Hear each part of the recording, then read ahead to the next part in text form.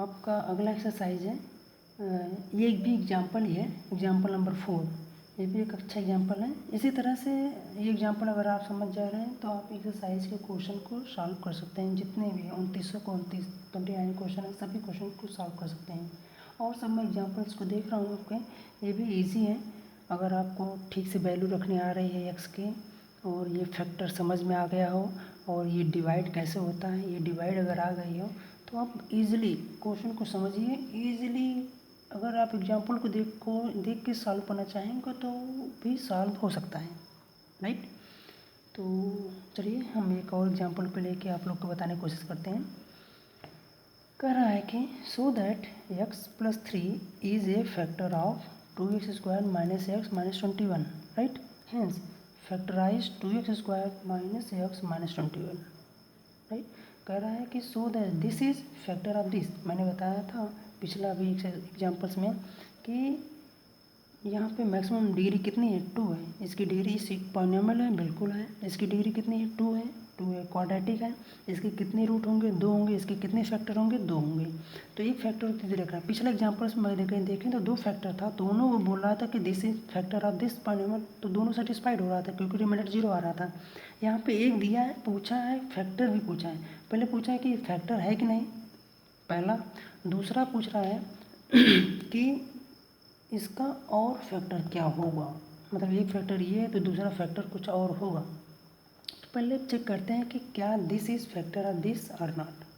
तो वही चेक करते हैं, x+3 this is equal to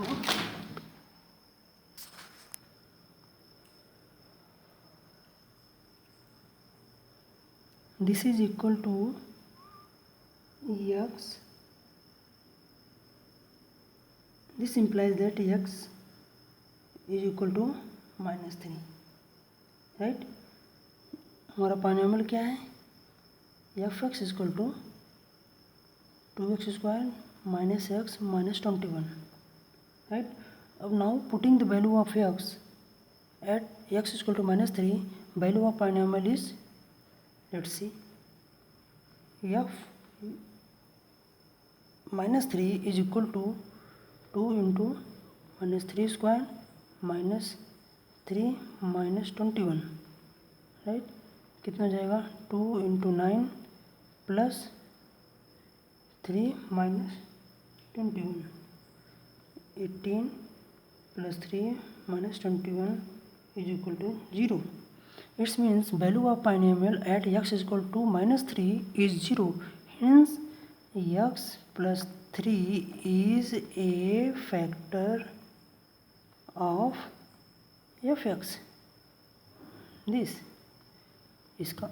is factor of this because value of polynomial is 0 at x is equal to -3.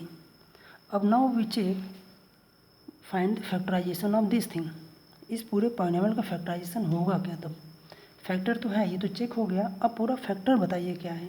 अब पूरा factor बताने के लिए हमारे जो एक पॉलिनॉमियल दिया है, इस पॉलिनॉमियल से इससे डिवाइड करना पड़ेगा। जैसे हमने बोला कि 10 है, 10 का एक फैक्टर 2 है, तो अनदर फैक्टर क्या होगा। तो हम लोग क्या करते हैं, 10 में 2 से डिवाइड करते हैं तो 5 जा गया, 10 कट गया। इसका मतलब कि डिवीज़र और कोशिएंट का मल्टीप्लाई कितना होगा, 2 इंटू 5 कितना आना चाहिए, डिविडेंड इक्वल टू, देखो 10 आ रहा है, 10 आ रहा है। मतलब क्या हुआ, 2 इंटू 5 इज 10। तो एक फैक्टर तो 2 था, दूसरा फैक्टर कैसे आया, जो इसका कोशिएंट से आया।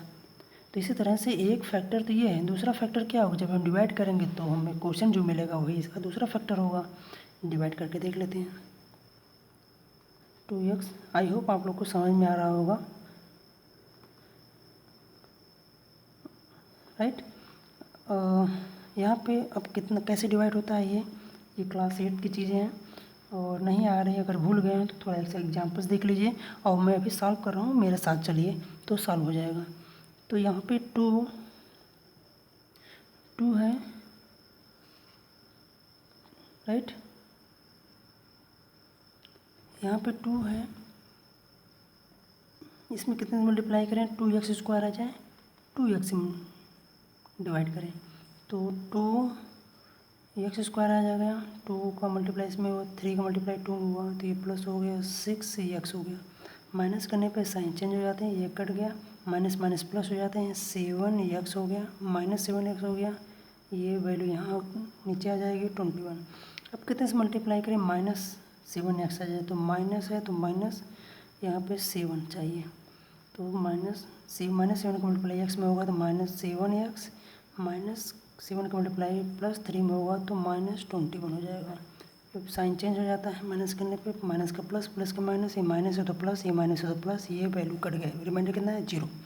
इसका मतलब यहाँ से प्रूफ हो रहा है कि this is means x+3 is factor of this. अब एक फैक्टर तो इसका तो एक फैक्टर ये है ही, दूसरा फैक्टर क्या होगा, कोसेंट होगा। कोसेंट कितना आया 2x - 7 means x+3 right and 2x - 7, ये दूसरा फैक्टर हो। इन दोनों का अगर मल्टीप्लाई करें तो हमें ये डिविडेंड मिल जाता है। आप लोग जानते होंगे, जैसे यहाँ का quotient and dividend plus remainder, quotient divisor plus remainder is equal to the dividend, ये आप लोग जान रहे होंगे। तो इसी तरह से यहाँ पर रिमाइंडर तो 0 आया क्योंकि ये एक्चुअल इसका फैक्टराइजेशन है, तो quotient into divisor is equal to dividend हो जाएगा। तो दूसरा फैक्टर ये रहा इसका। दूसरा फैक्टर निकालने के लिए या कंप्लीट फैक्टर जब पूछे तो हमें डिवीज़र करना पड़ेगा, इस तरह से डिवाइड करना पड़ेगा, तभी हमें पूरा कंप्लीट फैक्टर मिलेगा। अगर चेक करना है कि फैक्टर है कि नहीं है, सिंपल हम वैल्यू ऑफ पॉलिनोमियल से निकाल सकते हैं। अगर वैल्यू ऑफ पॉलिनोमियल 0 आ जाए तो मेरा फैक्टर होगा। अगर कंप्लीट फैक्टर निकालना होगा तो हमें इस तरह से डिवाइड करना पड़ेगा, राइट। अब हम आते हैं आपके एक्सरसाइज पे। पहला ही क्वेश्चन हम लेते हैं। पहला क्वेश्चन है, हम पढ़ते हैं, आप लोग अपने बुक का एक्सरसाइज खोल लीजिए और उसको पढ़िए और ट्राई करिए लगाने का। हम क्वेश्चन पढ़ते हैं और सॉल्व करते हैं। कह रहा है कि find the remainder without division on dividing effects this by this. कह रहा find remainder without division, without division में दिस, इससे डिवाइड नहीं करना है, इस मेथड से नहीं, right. Dividing this by this वही है रिमाइंडर थ्योरम से। यहाँ पे कितना है x - 2 solution, x - 2 this implies the x = 2 at x = 2 value of polynomial कितना हो जाएगा 2 is equal to 5 at x = 2। तो इसमें x की वैल्यू 2 क्या हो जाएगी, स्क्वायर हो जाएगा, -7 × 2 + 4, ये कितना हो जाएगा 5 × 4 -14 + 4 राइट 20 - 14 + 4, ये कितना हो जाएगा 10। ये f = 2 और इसी को बोलते हैं रिमाइंडर। यही रिमाइंडर रहा इसका। अगर ये 0 आ जाता, remainder is 0 means this is factor of this हो जाता। रिमाइंडर आ गया, this is not factor of this, तो हमें लास्ट में रिमाइंडर मिल रहा है, इसी को रिमाइंडर थ्योरम बोलते हैं, ठीक है। और दूसरा एक क्वेश्चन और है, इसको ध्यान से देखें। अपना क्वेश्चन अपनी बुक की, तो आप लोग की बुक के ही एक्सरसाइज का है, क्वेश्चन नंबर 7 का फर्स्ट। इसी तरह ढेर सारे क्वेश्चन हैं, मैं देख रहा हूँ। तो कहीं कहीं के की वैल्यू पूछा है, कहीं क्या ऐड कर दें, व्हाट शुड बी ऐड, तो remainder is this, what should be subtracted, इस तरह से क्वेश्चन दिए हैं। अगर आप लोग अगर एग्जांपल देखें तो भी सॉल्व कर सकते हैं, और जो मैं बता रहा हूँ इसका हेल्प ले सकते हैं और ट्राई करिए। अगर नहीं आएगा, जितना हो सके उतना लगाइए, अगर नहीं आएगा तो मुझसे पूछिए, क्वेश्चन का फ़ोटो खींच के हमें शेयर करिए या कमेंट करिए। जो चीज़ें नहीं समझ में आ रही है तो मैं उसको ट्राई करूँगा लगा के आप लोग को भेजने का, ठीक है, और वीडियो बना के उस पर शेयर कर दूँगा, राइट। तो क्वेश्चन नंबर 7 का फर्स्ट पार्ट कह रहा है कि आप लोग पढ़ सकते हैं, वीडियो पॉज करके, वीडियो को पहले पॉज कर लीजिए, क्वेश्चन को पढ़ लीजिए, ठीक है, और देखिए हो पा रहा है कि नहीं। ठीक है, मैं क्वेश्चन पढ़ता हूँ।